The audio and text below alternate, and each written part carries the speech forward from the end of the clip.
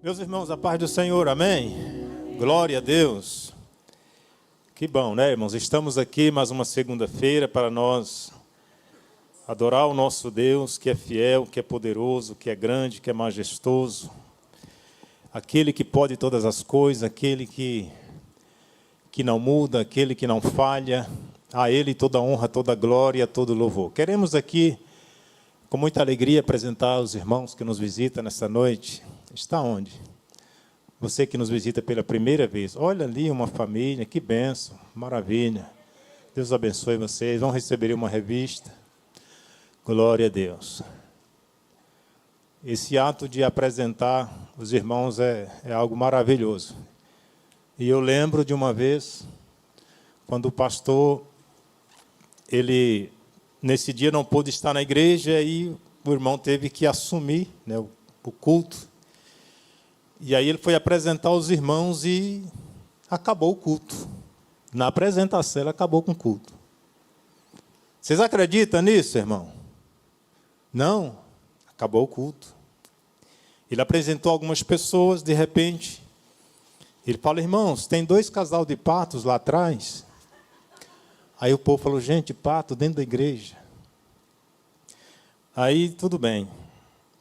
Ah, sim, acaba de chegar também um casal de Cascavel. Aí, irmão, a porta da igreja ficou pequena. Só viu cadeira, banco voando. Mas era um casal de patos de Minas e um casal lá de Cascavel, do Paraná. Então, como o irmão fez uma apresentação assim um tanto quanto esquisita, aí deu no que deu. Tem gente correndo até hoje. Isso é que é medo de Cascavel, né, irmãos?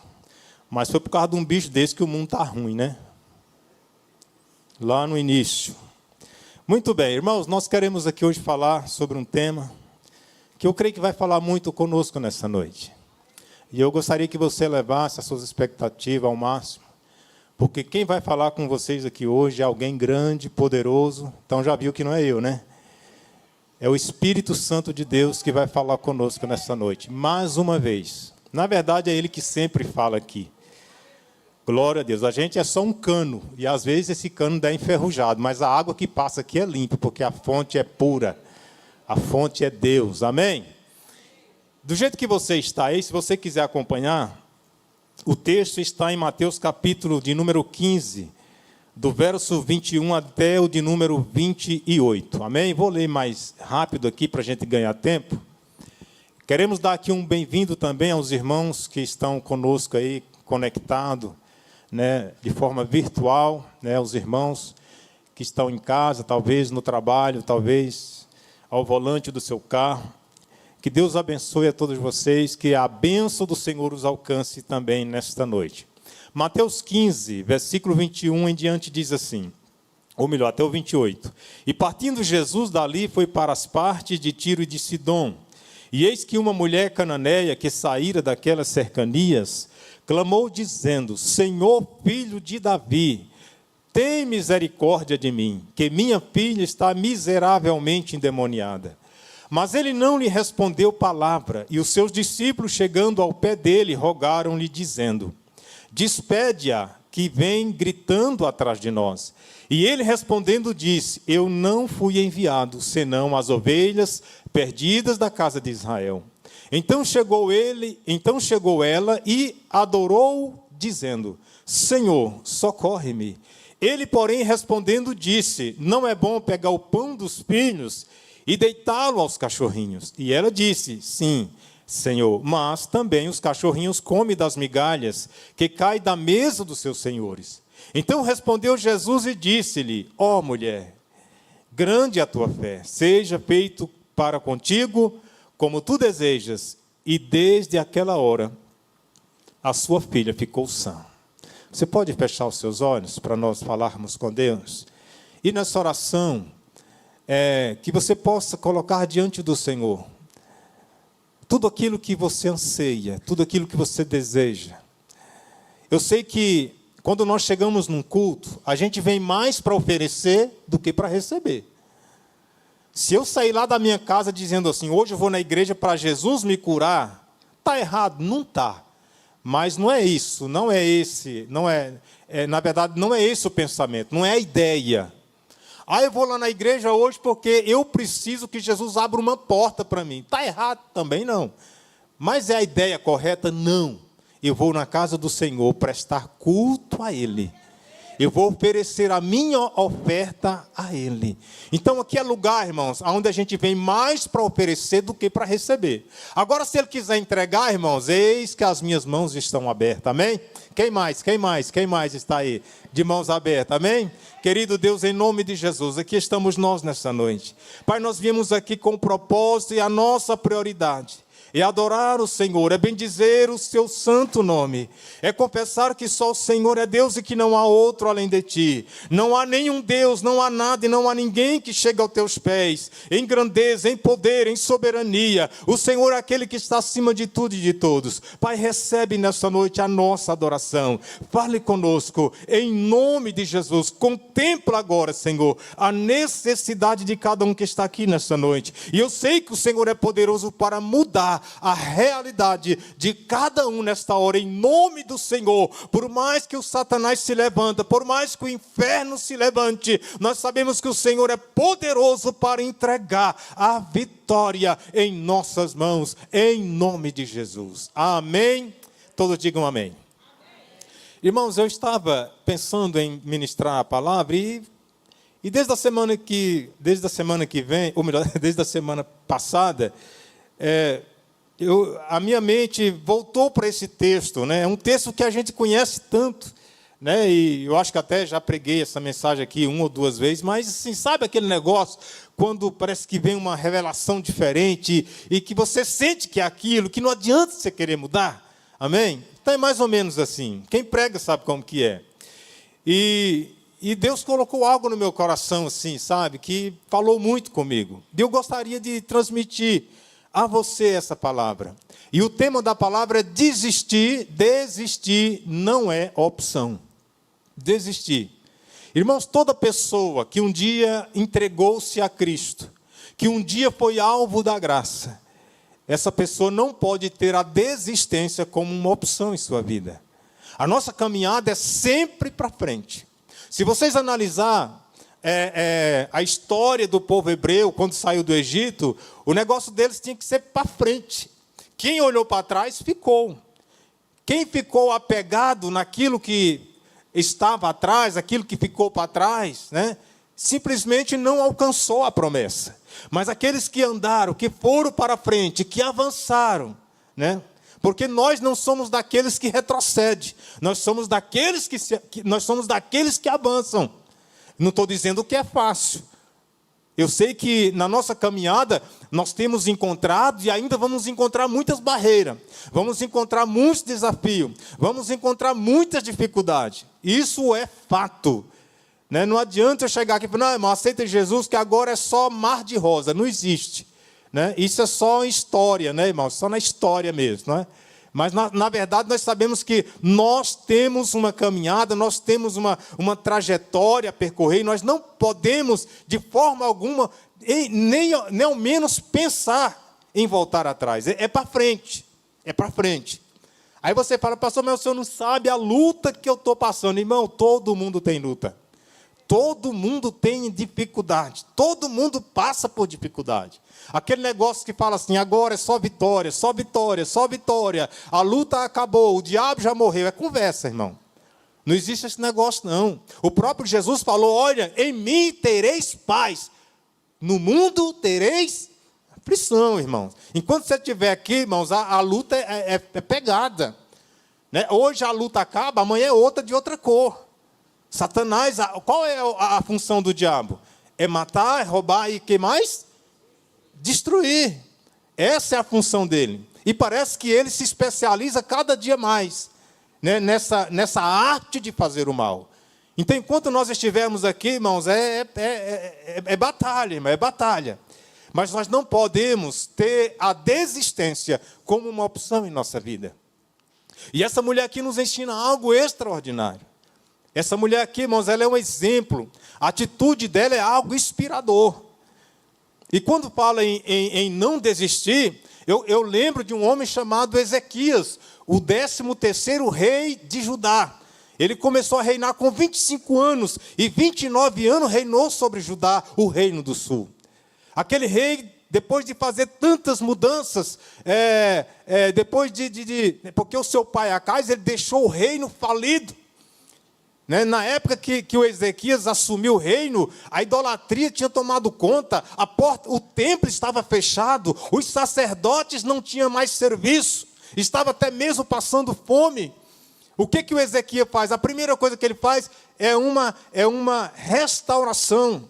Ele restaura, o culto a Deus. Né? Ele não pensou em fazer um palácio, uma casa luxuosa para ele mesmo, não.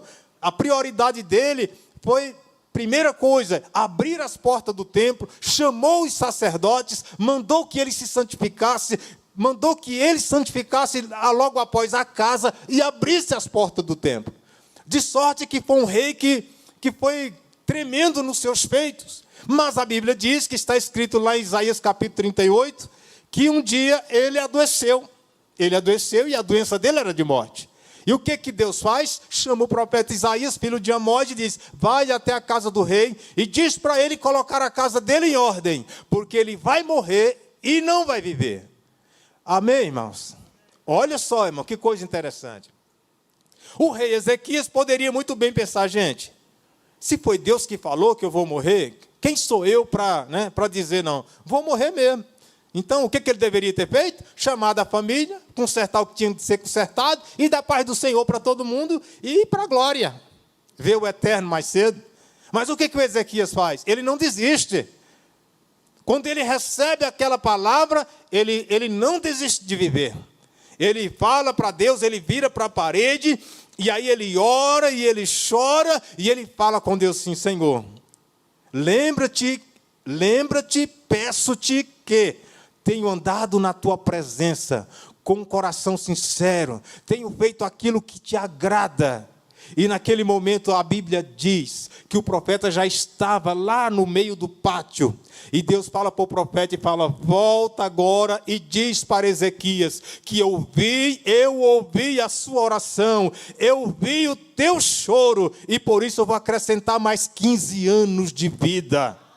Irmãos, isso aqui é um exemplo para nós. Às vezes, irmãos, quando as portas batem na nossa cara, qual é muitas das vezes a nossa intenção? É de voltar para trás, é de desistir, é de jogar tudo para cima. Mas esse, irmãos, esse não é o sentimento, essa não é a atitude de uma pessoa que tem Deus, o Senhor dos Senhores, como seu Deus, como aquele que mudou a sua vida, a sua história, como aquele que te fez uma promessa, que você é mais do que vencedor. Quem é mais do que vencedor? Deixa eu ver aqui. Porque só vencedor, irmãos, é pouco. Irmãos, uma coisa é quando o médico fala assim: olha, você só tem mais 30 dias de vida. Uma coisa é o médico chegar para você e falar: olha, essa doença não tem cura, você não vai sobreviver. Mas o que a gente faz? Com tanta fé que a gente tem, o que a gente faz? A gente vai em outro médico. Vai no outro especialista, paga uma consulta melhor, mais cara. É ou não é verdade? E de repente, o médico olha assim e fala: rapaz, realmente o problema seu aqui é sério, não tem jeito mesmo não. O que você faz? Você vai em outro médico. De repente o outro médico fala: não, rapaz, o seu problema é sério, mas tem jeito. A gente pode resolver esse negócio aí. Não é assim que a gente faz? Você tem uma causa difícil, você contrata um advogado e fala para ele: olha, a minha causa é essa, o negócio está desse jeito. Dá uma olhada nesse processo. O advogado vai olhar o processo de forma analítica e vai dizer para você assim: olha, não tem jeito não. Aqui não tem nenhum juiz na face da terra que vai mudar isso aqui. O que você faz? Procura um outro advogado. Vai em outro, de repente o outro vai te dar uma ponta de esperança. É ou não é, irmãos? Mas aqui no caso do Ezequias, não foi o homem, não foi um simples mortal que falou, foi Deus. Deus já tinha batido o martelo: você não vai viver, você vai morrer. E aí você vai recorrer a quem, irmão? Se foi Deus que falou, se foi Deus que já decretou que você não vai viver mais. Só que aí, irmãos, entra a fé, entra a ousadia, entra a persistência, entra, irmãos, a perseverança, e fala: Senhor, se o Senhor quiser me levar, tudo bem, mas eu não quero ir, eu não quero morrer. porque eu tenho sido fiel ao Senhor. E aí Deus mudou a história dele. Só que Deus não deu, foi só 15 anos de vida para ele, não. Além dos 15 anos, Deus falou, e vou livrar você também dos inimigos que está cercando a cidade. Vou livrar vocês do Ciro, vou livrar vocês, Ezequias, e o teu povo, vou dar vitória para vocês. Sabe por quê, irmão? Por causa de uma atitude de fé. Quantas vezes, irmãos, a gente desiste por pouca coisa. Quantas pessoas que hoje poderiam estar num nível melhor, em patamares melhores, mas desistiu, porque a luta foi grande, porque a dificuldade foi grande. Deixa eu te falar uma coisa aqui. Se tem alguém novo na fé aqui, deixa eu te falar. Se você ainda não foi provado, se prepare. Se prepare para entrar na fornalha. Ah, não, pastor, mas não fala um negócio desse para mim, não, que eu estava tão feliz, que está tão bom assim. Pois é, se prepare. Ou você é provado no início, ou você é provado no meio, ou você é provado depois. Mas que você vai ser provado, você vai, irmãos. Porque a Bíblia diz que Deus prova o justo. Deus não prova, né, é o ímpio. Deus não prova, né, aqueles que estavam lá nos carnaval. Mas o justo, Deus sempre vai provar. Sabe para quê? Para fazer você crescer, para você ser melhor. Então, quando a aprovação vem, o que a gente pensa? Deus desistiu de mim. Muito pelo contrário. Aí é que Ele está, né? Aí é que Ele está mais afim de você. Vou usar esse termo aqui, né? Bem romântico. Aí é que Deus está afim de você. Então, não desista, meu irmão. E essa mulher aqui nos dá um exemplo extraordinário de insistência. Essa mulher, a Bíblia diz que ela era cananeia, ou seja, ela não era judia. Os cananeus eram um povo mau. Eram os habitantes de Canaã. Esse povo aqui, eles cultuavam a cães. Eles usavam cães nos seus cultos. É por isso que Jesus usou aqui essa expressão, não é bom pegar o pão dos filhos e deitar os cachorrinhos. Porque os cananeus, eles eram considerados pelos judeus como cães. Então, veja só, quando Jesus entra ali naquelas partes de Tiro e Sidom, essa mulher sai daquelas cercanias, e então começa a clamar. Ela não era judia, mas ela tinha conhecido que Jesus é o filho de Davi. E aí ela começa a clamar, Jesus, filho de Davi, tem misericórdia de mim, porque a minha filha está miseravelmente endemoniada. De repente, irmãos, Jesus continua do mesmo jeito, caminhando do mesmo jeito com seus discípulos. Não é estranho, irmãos? A impressão que eu tenho é que quando ela clamasse, Jesus já ia virar para trás e já ia chamar ela, pegar ela na mão. Mas Jesus não faz nada disso. Interessante, não é? E ela clama, Jesus, filho de Davi. Por que filho de Davi? Por quê? Porque ela ouviu alguém falar. E aqui, irmãos, está um segredo para a nossa vitória. Não sei se foi o Antônio Oreste. É Antônio Oreste que pregou? Antônio mesmo? Parece que ele falou isso aqui, o que é mais importante não é aquilo que você ouve, mas o que você faz com aquilo que você ouve. Parece que ele falou isso, não foi? Então, irmãos, isso é verdade. O que você está ouvindo? Se você está ouvindo coisas ruins, deleta. Abre mão. Mas se você está ouvindo coisas boas, coisas relevantes, coisas que podem mudar a sua vida, dar um novo sentido na sua vida, abrace isso. Pegue esse conhecimento e usa ele ao seu favor. Foi isso que essa mulher fez. Talvez ela nem sabia o que estava falando. Ou sei lá, talvez ela chegou em alguém e falou, gente, o que quer dizer esse negócio, filho de Davi? Eu não sou daqui, eu sou estrangeira. O que é filho de Davi? Alguém deve ter explicado para ela, não. Filho de Davi significa que ele veio da descendência de Davi. Ele é o desejado das nações, ele é o prometido desde lá do início. Ele é Jesus, aquele que Isaías falou, que levou sobre si as suas enfermidades, as suas dores. Aquele que Isaías falou, que foi moído pelas nossas transgressões. E Ele pode mudar a nossa história, a nossa vida, pode resolver os nossos problemas, pode curar as nossas enfermidades, pode nos libertar dos demônios. E pai, tá daqui, vai dali. Aí a mulher gerou fé no coração dela. Por isso ela sai correndo atrás de Jesus. Só que Jesus não dá a mínima para ela a priori. Ele não dá a mínima. E aí o que os discípulos fazem? Os discípulos olham para Jesus e falam, Senhor, despede essa mulher. Ou seja, atende ela e já... Porque ela vem gritando atrás da gente. E aí Jesus olha para os discípulos e fala, olha, eu não fui enviado senão as ovelhas perdidas da casa de Israel. Olha aqui, irmãos. Jesus não está dizendo que ele veio para as ovelhas de Israel. Aqui tem um detalhe aqui que às vezes passa despercebido. Jesus não disse para o discípulo: olha, eu não fui enviado senão as ovelhas. Ele falou as ovelhas perdidas. Você entendeu, irmão? Sabe o que isso quer dizer para nós, irmãos? Que se você está tudo bem com você, vida financeira, se a sua vida emocional, a sua vida sentimental, sua vida profissional, sua vida física, orgânica, psicológica, se tudo vai bem, eu sinto muito te dizer, mas Jesus não está nem aí para você. Não estou dizendo que ele não te ama. Entenda, viu? Ele não está nem aí para você hoje. Sabe quem é o alvo dele aqui hoje? É aquele que está doente, aquele que está perdido, aquele que está cansado, aquele que está desanimado, é aquele que está depressivo, aquele que está pensando em desistir, é aquele que está pensando em jogar tudo para cima, aquele que está pensando em desistir da casa, da família, do trabalho, da igreja. É esse que é o alvo dele aqui hoje. Ah, irmão, mas eu estou bem e eu não sou alvo. Não. Jesus olha para você e fala: não, aquele ali está bem demais, né? Está tudo bem. Jesus olha para você, irmã, e fala: não, você está muito bem, os meninos tudo sarado, o maridão está tudo bonitão, às vezes nem está. E sabe? Você entendeu? Então Jesus está de olho aqui em quem? É naquele que está com necessidade. É naquele que veio para aqui hoje chorando. É aquele que está derramando lágrimas por dentro e por fora. É aquele que está em desespero. É esse que Jesus hoje está olhando. Ah, irmão, mas então eu devia ter ficado em casa. Não. Você está aqui, sabe por quê? Porque você é um adorador de verdade. E você não deve vir na casa do Senhor só porque tem problema. Nós não devemos estar aqui só porque temos crises. Nós devemos estar aqui porque aqui é o nosso lugar. É o lugar onde muitos deveriam estar.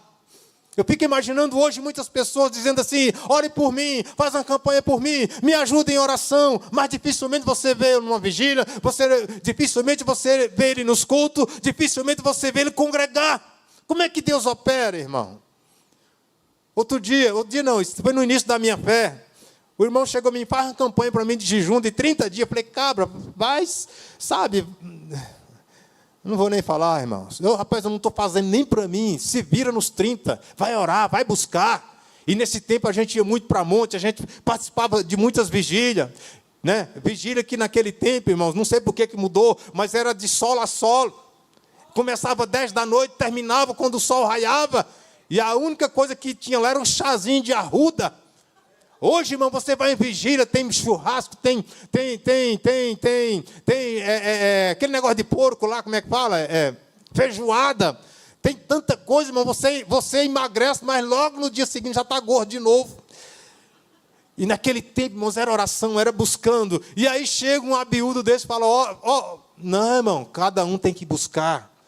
Porque quando a gente busca a Deus, a gente cresce em experiência com Deus. É por isso que tem muita gente, irmão, que está fria, que está gelada, que não sente nada. Sabe por quê, irmão? Porque fica igual o passarinho esperando, né? O passarinho, né? A mãe passarinho, o pai passarinho, seja lá quem é, né? Vir, né? Colocar na sua boquinha. Não, irmãos, é tempo da igreja despertar, ir para o joelho, andar de joelhos dobrados, em nome do Senhor. Porque você só se mantém de pé quando você está de joelho dobrado. Essa, irmãos, é a posição nossa. Ah, não, pastor, mas as coisas estão tudo moderno. Hoje, agora as coisas... Irmão, não tem nada moderno, não. Quando se trata de espiritualidade, nunca mudou, é a mesma coisa. É aquilo que está escrito em 2 Crônicas 7,14. Se o meu povo, que se chama pelo meu nome, se humilhar, orar e buscar a minha face e converter de seus maus caminhos, ouvirei do céu, perdoarei os seus pecados e sararei a sua terra. Estarão abertos os meus olhos, os meus ouvidos, atento à oração que se fizer neste lugar. Aí vem o profeta Jeremias também falando no Jeremias 29. Lá diz o quê? E buscar-me-eis e me achareis, quando me buscar de todo o vosso coração, e serei achado de vós, diz o Senhor. Então, irmão, quantas pessoas que já desistiu dessas, né, de buscar a Deus, de se estreitar num relacionamento com o Senhor. Ah, não, é porque tudo modernizou, irmãos. Não tem esse negócio, não. Não mudou nada. Não mudou nada. Nós precisamos, irmãos, investir de novo nessa busca de Deus, com insistência, com perseverança. Quem pode dar um glória a Deus aí, irmão? O negócio está rochando aí, está rochando aqui também, irmão, tá? O negócio está ardendo aqui também. Porque quando eu prego desse jeito, que eu não estou dizendo que eu estou fazendo isso tudo, não, viu? Estou igual a você aí, ó. Mas eu quero melhorar, eu preciso melhorar. Nós precisamos melhorar. E aí Jesus fala, eu não fui enviado a não ser as ovelhas perdidas. Então o alvo de Deus, irmãos, é o necessitado. O alvo de Deus é o faminto. O alvo de Deus é aquele que precisa, né, da graça dele. E quando Jesus fala isso, aquela mulher chega. Eu não sei se deu para ela ouvir um pedacinho da conversa. Mas ela chega e sabe o que ela faz? Ela dobra o joelho e adora o Senhor. Já está acabando o tempo. Você entendeu, irmão? Ela dobra o joelho e adora a Deus. Que coisa, hein, irmão? Irmão, você já imaginou? Você chamar a atenção de alguém e falar, ô, fulano, ô, e ele virar as costas para você, o que você faz? Você corre atrás dele? O que você fala? Se brincar, você fala até um palavrão. Ô, filho de uma Eva, né? Ô, seu filisteu. É ou não é? Você não vai atrás dele, irmão. Porque você fica tão angustiado, você fica tão nervoso, irmão. Eu, por exemplo, irmãos, eu luto muito para não ficar nervoso. Porque eu sou muito nervoso. Se eu ficar nervoso, irmãos... Antigamente, irmãos, se eu fizesse uma briga, 2 meses, se voltasse lá, tinha gente morrendo. Tanto que eu era nervoso. Imagina, eu sou da Bahia e lá você sabe como é que o negócio funciona. Então, irmãos, um negócio desse, você fica nervoso. Mas essa mulher, ela faz tudo diferente. Ela se humilha e dobra e adora o Senhor. E ela não era judia, não, hein? Ela era cananeia. E adora o Senhor, e adora o Senhor. Aleluia. Oh, se eu pudesse ter mais meia hora. Então, veja só. Quando ela adora o Senhor, olha o que diz aqui, irmãos. Aleluia. Quando ela adora o Senhor, ela diz assim, Senhor, me socorre. Aí parece que Jesus agora vai resolver o problema dela, não é verdade? Só que ainda não. Jesus fala, ô mulher, não é bom pegar o pão dos filhos e deitar lá os cachorrinhos. Jesus não está dizendo aqui que não pode. Ele pode tudo. Ele está dizendo assim, ó, não é bom, não é conveniente. E você entendeu? Ó, não fica bem eu pegar o pão e dar para você, porque esse pão é dos filhos. Aí parece que aquela mulher dá uma pausa e pensa assim, agora tem que desistir, não tem jeito. Com essa aí, realmente não tem jeito. E parece que o Satanás fala assim no ouvido dela, não tem jeito não. Não tem solução para você. Sua filha está perdida, se lascou mesmo. Mas de repente, irmãos, aquela mulher, algo brota lá no coração dela, uma chama. E ela diz para Jesus assim, Senhor, é verdade, sim, mas os cachorrinhos também, eles comem das migalhas que caem da mesa dos seus senhores. Ah, irmão. Aí essa palavra aí, irmão, derreteu o coração de Jesus, que já era derretido. Você entendeu, irmão? O que uma atitude de fé não é capaz de fazer, irmãos? Mas sabe o que tem muito crente fazendo, irmão? É colocando Deus contra a parede, apesar que ninguém dá conta. É murmurando quando não recebe. O Delino Massal, ele canta uma canção que diz assim, se Deus fizer, Ele é Deus, se não fizer, Ele é Deus, Ele é Deus.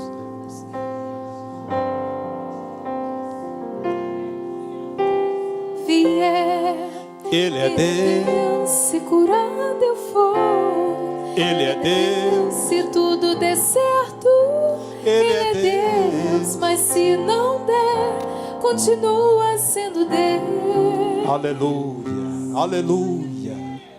Sabe qual é a minha versão nessa música aqui, irmãos? A minha versão é essa, se Ele fizer, eu creio nele. Se Ele não fizer, eu continuo crendo nele. Sabe por quê, pastor Marcelo? Porque Deus não falha. Deus não falha com aquele que crê, Deus não falha com aquele que busca, Deus não falha com aquele que se coloca de joelho diante dele, Deus não falha com aqueles que o adoram mesmo em crise, Deus não falha com aquele que foge do pecado e que anda em santidade, Deus não falha. A noite pode durar, aleluia, o choro pode durar uma noite, mas a alegria vem pela manhã. Salmo 30, versículo de número 5. Irmãos, Deus não vai falhar com você, mas não desista. Faça como essa mulher, faça como essa mulher fez. E aqui agora eu vou terminar. E aí quando essa mulher fala: Senhor, os cachorrinhos também comem da migalha que cai dos seus senhores. Aí Jesus fala: não, agora não tem jeito, agora tem que atender. Aleluia. Quem quer ser atendido aqui nessa noite? Quem quer ser atendido?